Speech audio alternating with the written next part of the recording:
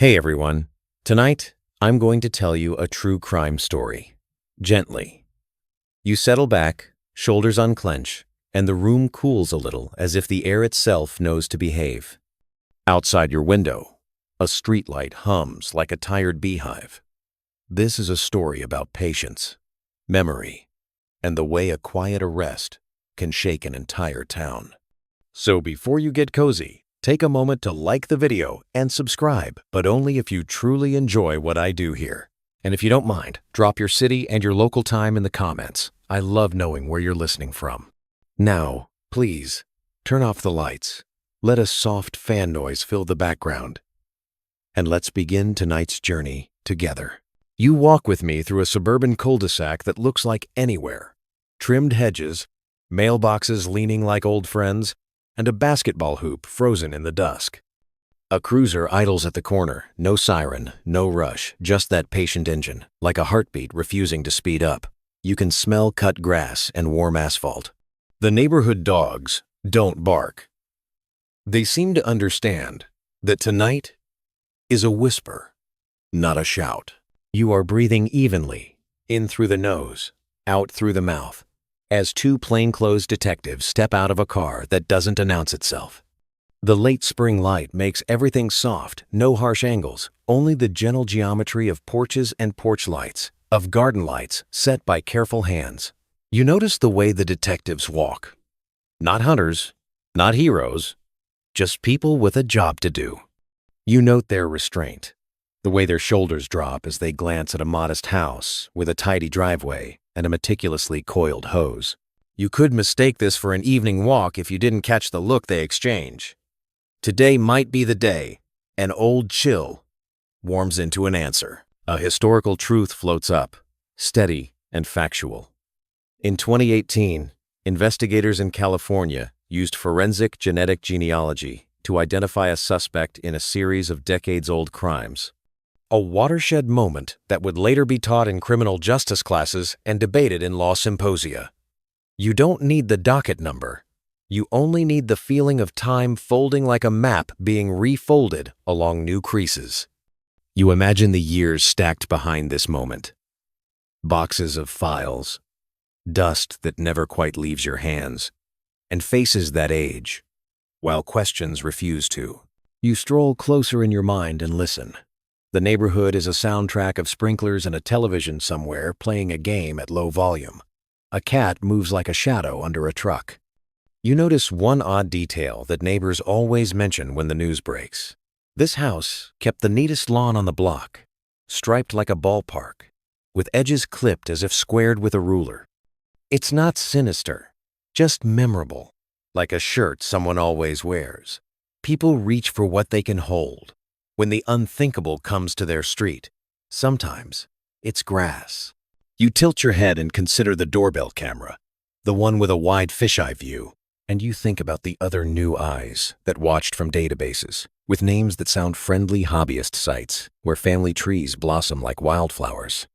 You picture a Q-tip, a lab bench, and a match that isn't a match until a human being interprets it with caution and training.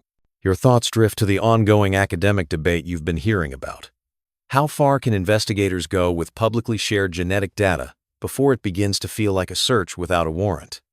Scholars use phrases like reasonable expectation of privacy, third-party doctrine, and community consent. Tonight, though, the legal abstractions are background music. The foreground is a front yard where two detectives decide who will knock. You step into the soft role the story gives you.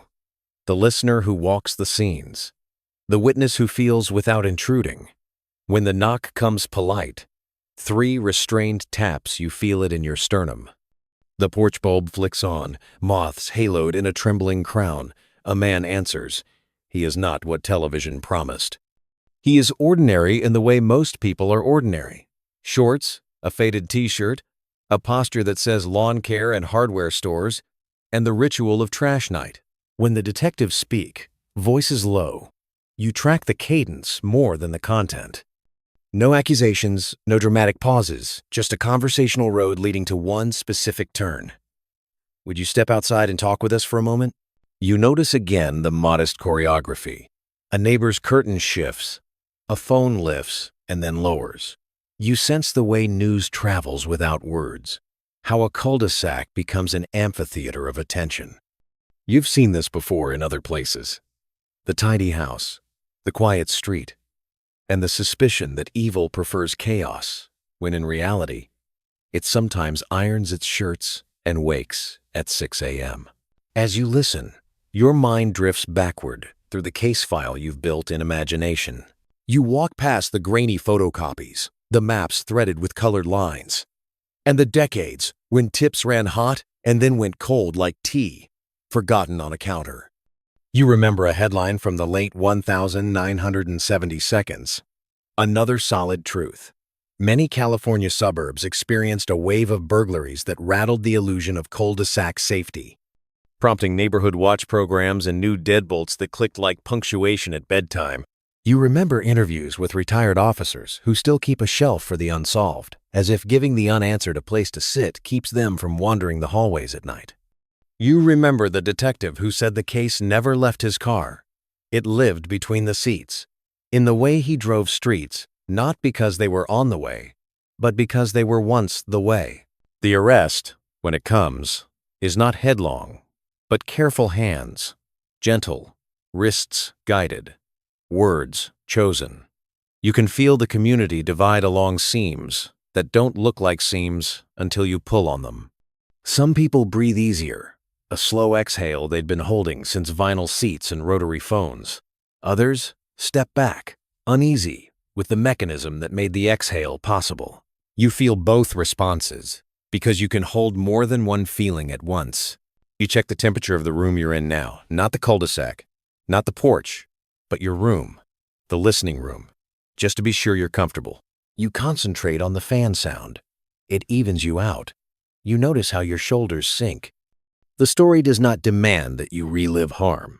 It asks only that you witness the strange geometry of time and patience, of science and paper files, of grief that learns to tidy the house and show up for work anyway. The oddness returns in a tiny memory someone once offered on a mic. The man in that neat house would sometimes mutter at an empty driveway, scolding a car that wasn't there, as if rehearsing an argument. It's not proof of anything, and you know better than to treat it as such, but the detail clings the way the smell of fertilizer clings to a summer evening. Lives are full of harmless quirks. The problem is, once an arrest happens, every quirk surrenders its innocence in the public memory. You hold that thought with care. You and I share another truth, quiet and solid. Communities never truly forget, but they do learn to carry. They carry timelines, they carry anniversaries, and they carry the ritual of porch lights left on for people who never came home. You imagine the porch lights of the 1970 seconds, glowing like patient stars, and then you imagine the 2010 seconds, where a tiny tube of saliva can read the constellations differently. You're walking now slowly through the years, and you sense the echo in the way your feet meet the sidewalk, heel then toe, heel then toe. You pause by the mailbox with a brass flag, by the rosemary bush that releases its scent if you brush it. You're present, you're kind, you're here to listen, not to pry. This is the part of the story where we honor distance. We don't reenact, we respect.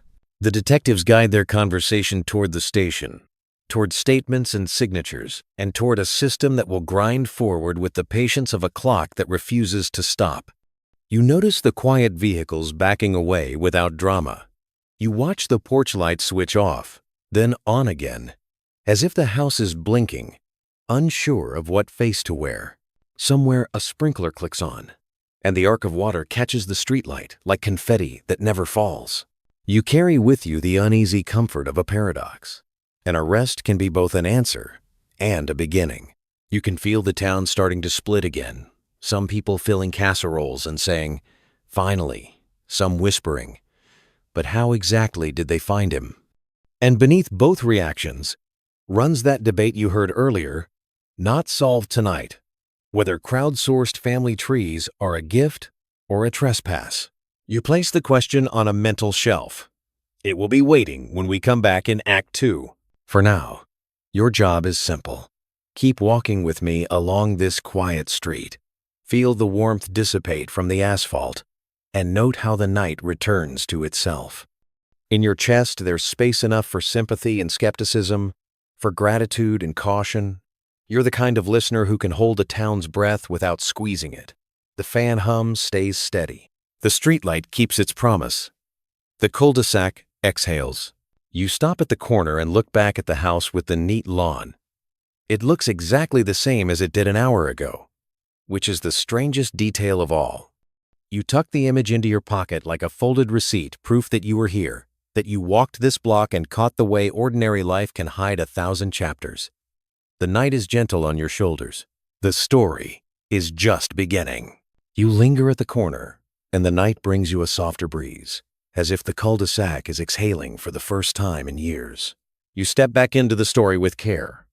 The way you'd return to a conversation, you paused for a glass of water. Your pace is unhurried. The fan's low purr on your nightstand threads through the scene like a lullaby, and you keep your voice inside your chest, letting it come out warm, even, and a little hushed. You're thinking about the days after an arrest, the way it stains and brightens at the same time. Daylight gathers over lawns, and the neighborhood adjusts its rhythm the way a chorus shifts key. You picture the morning after, a quiet press of reporters, a van with an antenna, a neighbor mowing the lawn a second time because his hands don't know what else to do. You walk past them with your eyes soft, not nosy. You are simply noticing. A sprinkler catches the sun and turns it into a strand of glass beads. Somewhere inside the house, with the tidy driveway, a dog whimpers at the new silence. You know the station fluorescent lights are busy now. Forms stack like playing cards. The photocopier has that warm, dusty smell. Words like processing, intake, and initial appearance float in the air, polite and clinical. A detective, one who remembers the case from a box labeled with a year that sounds like a mixtape, speaks softly about next steps, avoiding the jagged words, choosing the round ones. Schedule, review, confirm. You follow the cadence rather than the content. The rhythm matters. It tells you no one is trying to win a movie scene here. They're trying to build a filing cabinet that will stand up in a storm. You step sideways into memory, and the case opens like a slow drawer. You see the town as it was when the file was new. Cars with ashtrays, payphones that swallowed quarters, and paper maps that never folded back the same way. You trace thin roads with your finger, and imagine porch lights that looked amber instead of LED white. You remember the fear that spread in the weeks that followed a string of break-ins and a night when someone vanished between a gas station's fluorescent hum and the darkness that begins just past the ice freezer. You feel how the town built rituals of safety keys on lanyards, shoes by the door, neighbors learning who parked on what side of the street. The rituals didn't stop the worry, but they gave it a shape. You breathe a little deeper, because a historical truth needs to settle into the room alongside you. The truth is this. In 1998, the FBI formally launched CODIS as a national database to compare DNA profiles across jurisdictions, a lattice of numbers that would help turn scattered data into patterns. You let the fact be a quiet bell ding, then gone, while you imagine how that lattice might have held a faint strand from this town. Not enough by itself, but something that could someday connect to something else. And years later, the something else arrives through a different path. People sending their DNA to trace cousins and great-grandparents. The way we dig for stories about ourselves and sometimes uncover more than we intended. You feel the town's eyebrows rise together. You walk the wide aisle of the grocery store, where two clerks compare the headlines, then decide to talk about melons instead. You pass the library, where a bulletin board carries bake sales and piano lessons next to an old flyer that once begged for answers about a missing neighbor, its corners softened by years of thumbtacks. The librarian straightens it, out of habit. You run your finger along the cork and you think about time as a living thing, stubborn, slow, but capable of surprises. A curious, almost endearing oddness, comes to you from a neighbor's recollection, the kind that gets aired gently on the second day of a story like this. It turns out the man with the striped lawn kept a dozen mason jars lined up on a garage shelf, each filled with screws and washers, labeled not by size or type, but by month names January, February, March, as if hardware belonged to seasons. It's not evidence of anything. It's just a lopsided human habit that, once mentioned, is impossible to forget. You can see the jar of April screws, a swirl of dull silver under a lid that squeaks when it's opened. You hold that detail carefully, aware that after an arrest, even innocent quirks glow under a blacklight they never asked for. You walk into the courthouse hallway in your mind. The benches are polished by 1,000 anxious afternoons. Shoes echo. A vending machine hums like an aquarium. The first appearance is not a dramatic thunderclap, but a calendar line item, an appointment with certain words, charges read, counsel retained, bail addressed. You feel the background systems hum, the public defender's office balancing caseloads like waiters with too many plates, the prosecutor's office weighing the file like a measure of flour, level with a knife. You notice how everyone speaks softly, aware that this isn't the place for volume. Truth here must be durable rather than loud. You tip your head toward the lab, miles away, where a technician sits at a bench under white light, gloves, pipettes, and a notebook that speaks in neat squares. The technician moves with ritual calm. For all the talk of miracles, the work is repetitive and careful. Like knitting, you sense the weight on their shoulders. Every step is a place where a defense attorney will someday stop and ask for a flashlight. You feel compassion for the technician, who didn't ask to carry a town's winter behind their name.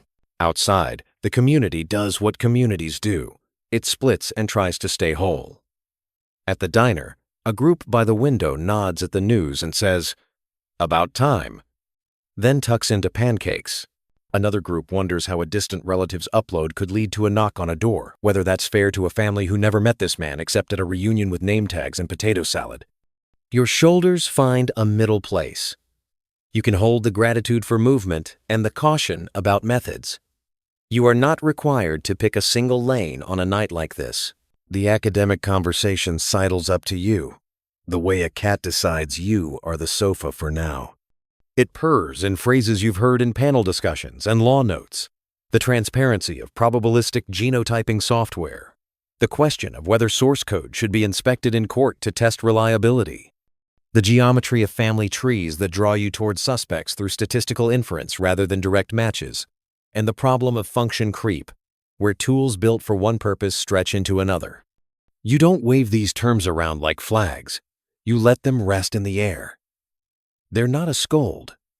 They're a promise to stay awake while the story progresses. You go back to the file room in your mind. You open a box and lift a photograph printed from a negative, its edges scalloped. A face looks back, someone who never came home.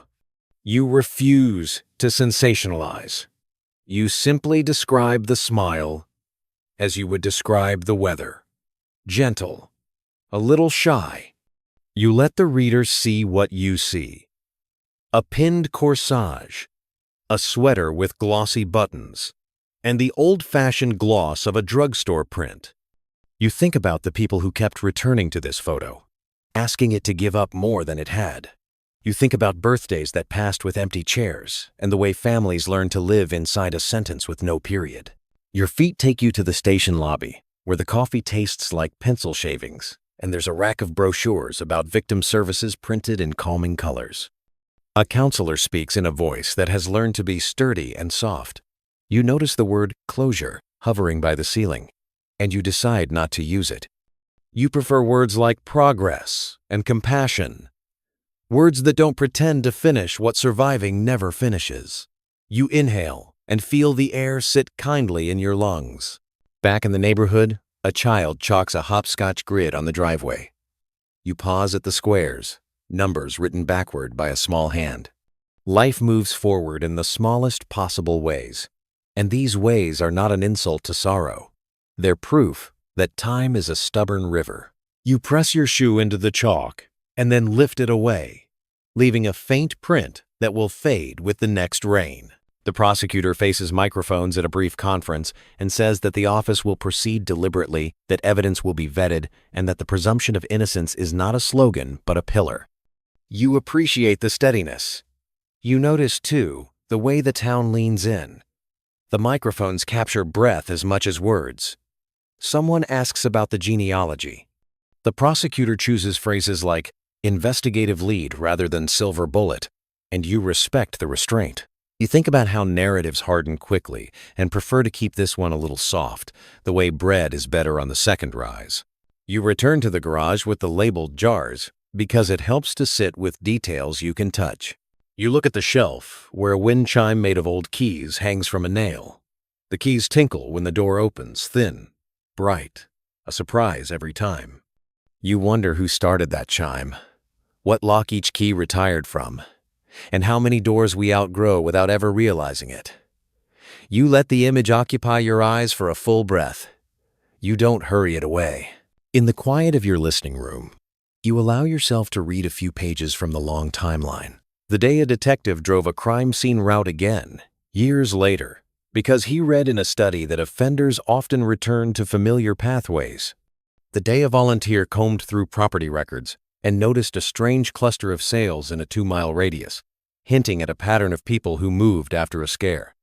The day a new DA was assigned a fresh set of eyes, not because the old ones failed, but because fatigue is real and humility is an asset. None of these alone cracked anything.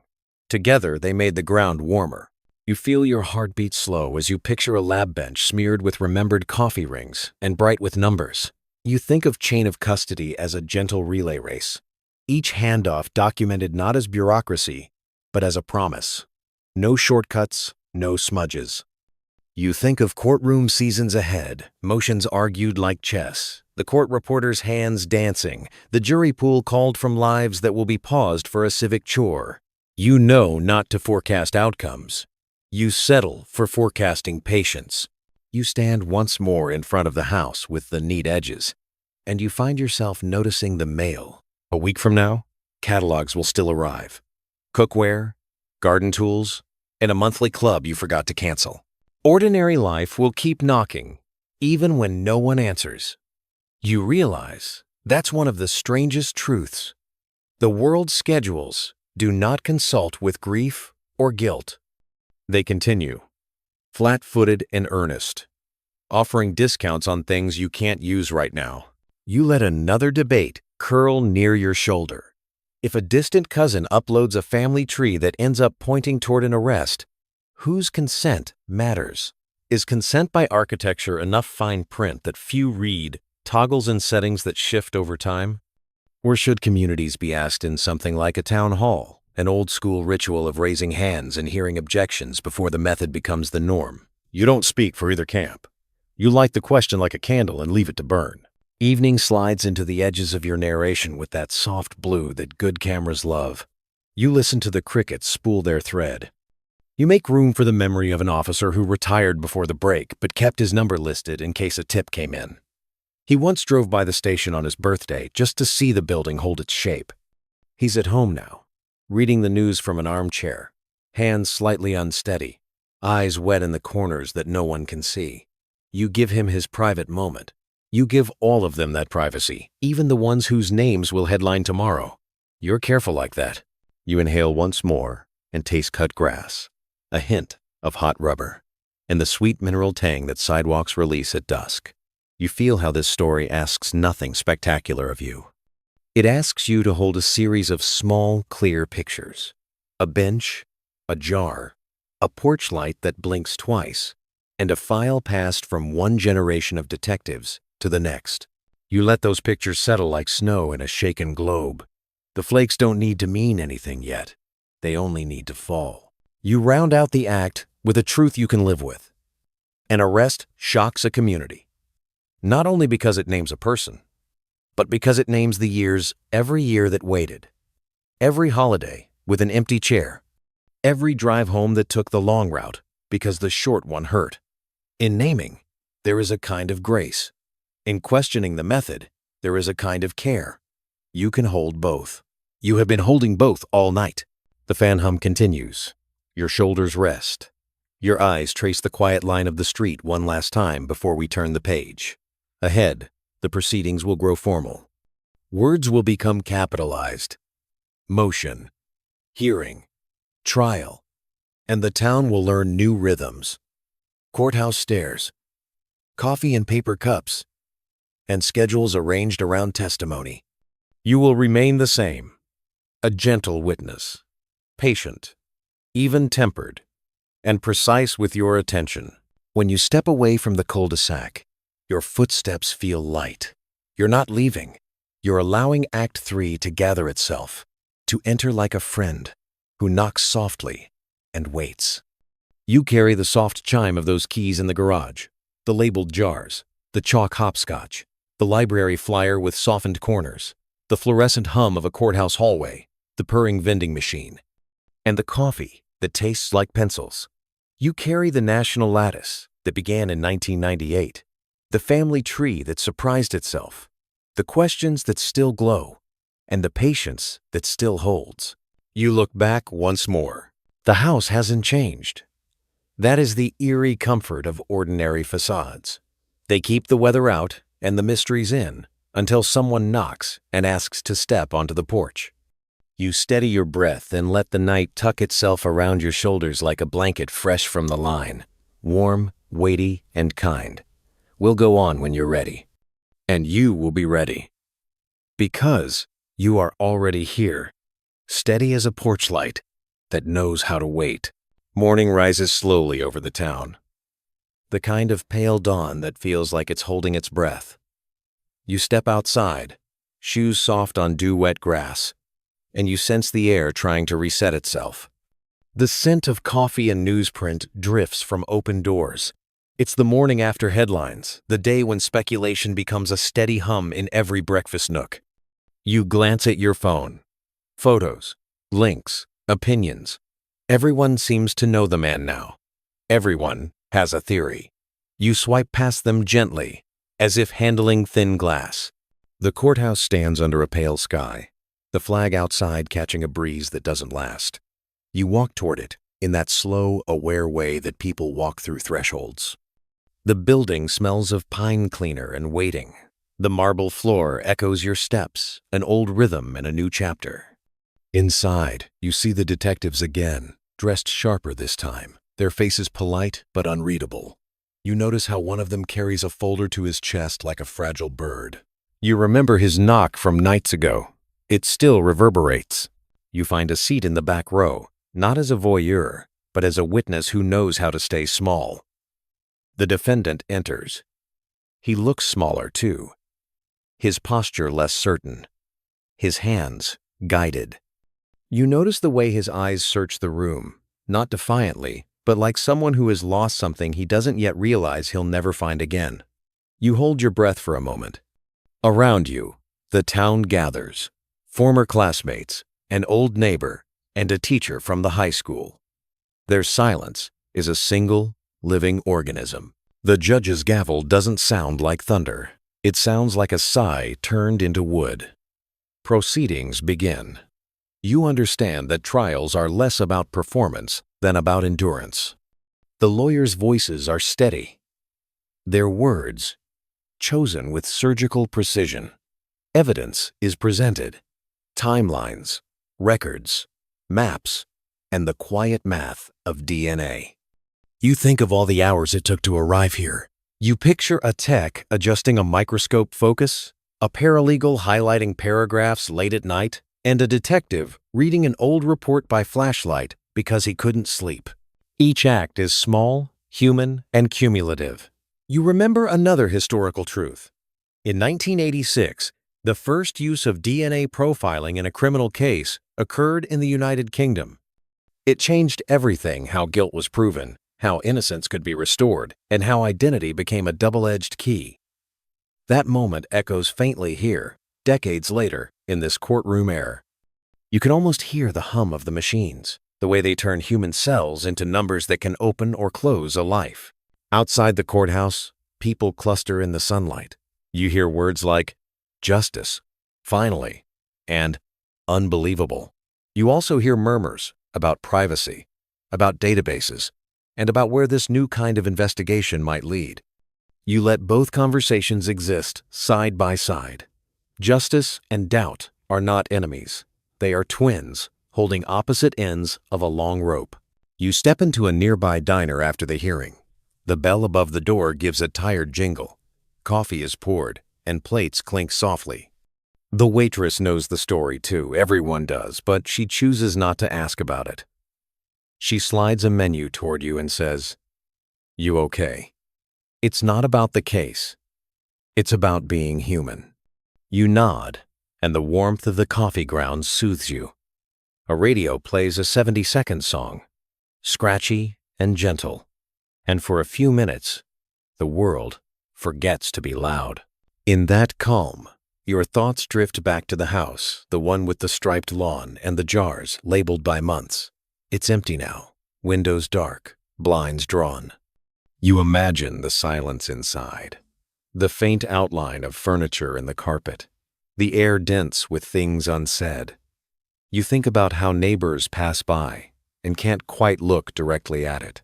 There's always one house like that, a reminder that normal is a thin layer we paint over mystery. You walk through that house in your mind. The living room where a clock still ticks because it's plugged in. The kitchen, where a grocery list remains on the fridge. You see a coffee cup in the sink and a calendar on the wall still turned to April.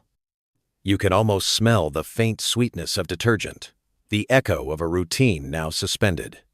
It's the most ordinary kind of haunting, not ghosts, just traces of living that have nowhere left to go. A strange fact floats in one that no one ever quite resolves. During the search, investigators found an old, unopened letter in a drawer, postmarked decades earlier, but never sent. Its contents were personal, but not criminal, just a fragment of a friendship cut short, signed with a first name only. It becomes one of those details reporters mention briefly, then abandon, but you hold on to it. A letter unsent, a lawn perfectly trimmed, jars named after months' tiny human mysteries orbiting a larger one. Academia will have its say, of course. Law schools and ethics boards will debate where lines should be drawn, how long DNA evidence should be kept, whether a consent checkbox on a genealogy website is enough, and how much responsibility data companies should bear. There will be conferences and white papers, and yet none of them will feel like standing on that suburban street, where the air smelled of lilacs and exhaust, where truth finally cracked through the surface like spring ice. You walk out of the diner and into that evening glow that feels almost merciful. The sun sinks low, turning windshields to mirrors. Children ride bikes again. Life, cautious but determined, reclaims its rhythm. You pass a yard sale sign nailed to a tree. Saturday, 9 a.m. And you think about how resilience is just the art of keeping calendars, even when the past refuses to rest. You end up at the edge of the park, where an old oak shades a bench. You sit, feeling the wood cool against your palms. The same fan noise hums softly in your memory, threading this whole night together. You exhale. The story has walked you through years, through shadows, through data and doubt. And yet it ends, not with fireworks, but with quiet. The steady heartbeat of a town that can finally breathe. Even if the breath trembles a little, you tilt your head, listening. Somewhere, a sprinkler ticks, and for a moment, it sounds like applause, gentle, forgiving. You smile because you understand now. Resolution is not about answers. It's about the world daring to turn again, to let dawn come through the blinds. The house with the tidy lawn remains standing, unchanged but lighter, its secrets filed, its story archived. You imagine the detectives driving home, the files closed, the key chime in the garage, still tinkling faintly in memory.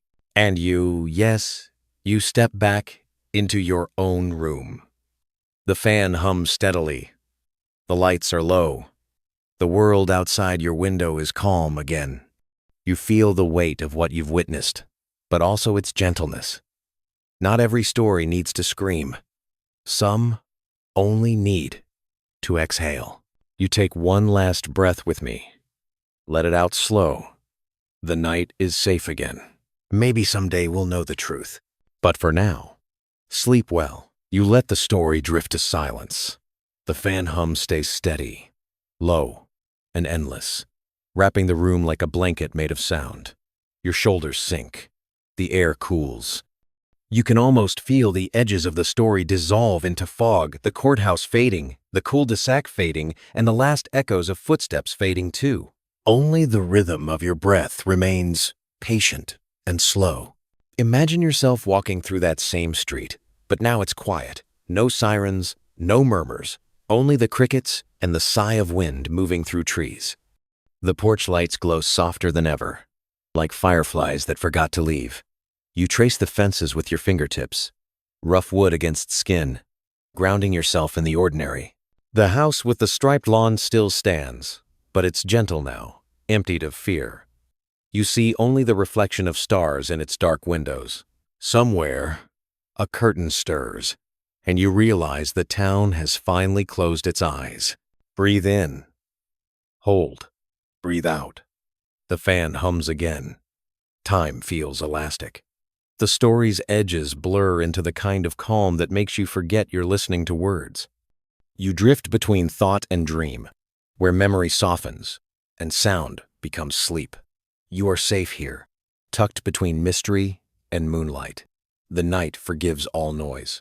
Maybe someday we'll know the truth, but for now, sleep well.